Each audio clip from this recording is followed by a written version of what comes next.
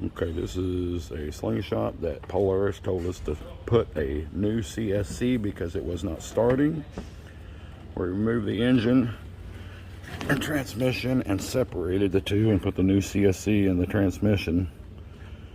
And here's what we got. Seems like we got the same thing. Let's let this thing wake up.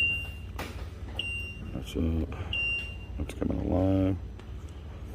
So when you put your foot on the brake, you'll watch the light on the start button go green. Goes green. You gotta push it. Nothing. Same thing.